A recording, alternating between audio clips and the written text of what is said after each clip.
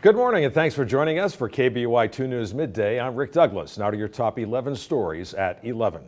At least 37 people are dead after another powerful earthquake rocks Nepal. The 7.3 magnitude quake struck near the Chinese border about 50 miles from the capital of Kathmandu. The U.S. Geological Survey says the quake was shallow, only about 11 miles deep into the Earth's crust. The quake comes just a few weeks after a 7.8 magnitude quake killed more than 8,000 in Nepal. A local Marine veteran who was trying to summit Mount Everest returned to Boise last night after his second attempt in a row was canceled. Staff Sergeant Charlie Linville, Climbing with the Heroes Project, spent the past couple of weeks in Nepal to help victims of that first devastating quake. It's disappointment, but obviously in the face of a big natural disaster, you have to look for the greater picture and support the people that really need it. And so, Everest is a selfish thing, sort of, to climb. And so in the face of the earthquake, it was, we need to go help, and it's just a mountain. It'll be there next year. Linville lost a leg to an IED in Afghanistan back in 2011. Last year's climb also had to be canceled after a deadly avalanche.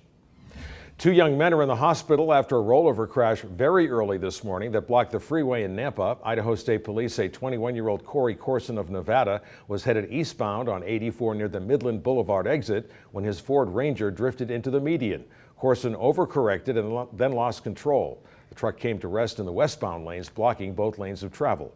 Corson and his 17-year-old passenger Derek Huff of Boise were taken to St. Al's in Boise. The hard sell continues as St. Luke's holds another open house to convince folks in East Boise that its plan to expand its downtown footprint is a good thing. The hospital is well aware that closing Jefferson Street is the chief sticking point with many on the east side. So last night, hospital representatives met with the public at Fort Boise Park.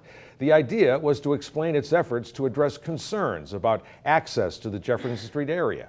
They say bike paths and a roundabout are part of the solution. Tom Brady and the New England Patriots are preparing for a fight. The reigning Super Bowl MVP will appeal his 4-game suspension, according to his agent this morning. The NFL late yesterday handed down its punishment in the so-called Deflategate scandal. Brady banished for 4 games. The Patriots fined $1 million and forced to give up 2 draft picks. This after investigators concluded the team used underinflated footballs in the AFC Championship game. With memories of the funeral for Coeur d'Alene officer Greg Moore still fresh, the FBI today released a report that cop killings rose last year. The Bureau says 51 law enforcement officers were feloniously killed in the line of duty in 2014. That's an 89% increase compared with 2013. But that same report says the 2014 figure is still well below the 64 officers who were killed on average each year between 1980 and 2014. Next week, lawmakers are headed back to town to tackle a bill that's putting Idaho's child support system at risk. The bill updates rules for collecting child support. If lawmakers can't come to a consensus, Idaho will lose federal money and the tools needed to go after deadbeat parents. The price tag of the first day of the special session is expected to be about $36,000, and each additional day will be another $6,000, mostly for travel, lodging, and meals for the lawmakers.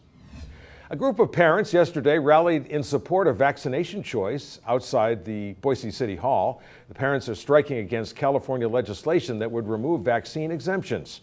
Right now, Idaho has vaccine exemptions, including medical, religious, or personal reasons. The group wants it to stay that way. Parents have a right to choose what they put into their children. And medical choice should always be a freedom that we have as United States citizens. Rally organizers point out that $3 billion have been awarded to compensate vaccine injury claims made in lawsuits. The U.S. Department of Health and Human Services says over 80% of the payments were settlements, meaning that it was never concluded that the vaccines actually caused harm.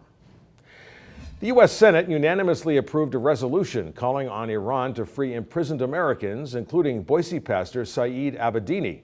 Senator Jim Risch wrote the legislation that calls on the Obama administration to do everything in its power to free the prisoners.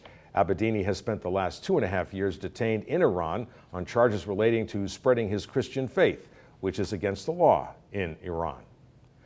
Passengers on a regional jet in California said there was no time to panic yesterday when the landing gear did not fully drop.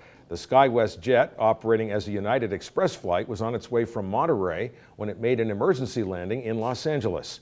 Smoke trailed from Flight 5316 as landing gear problems forced the commuter jet to skid down the runway. The pilot managed to maintain control the whole time. All 43 passengers and crew members got off safely. This morning, an anonymous bidder is getting some wall space ready for the most expensive piece of artwork sold at an auction. The Picasso oil painting titled Women of Algiers version O sold for nearly $180 million last night, smashing all previous records. A cubist depiction of nude and semi-nude women, version O is the final painting in a series by Picasso from 1954 and 1955.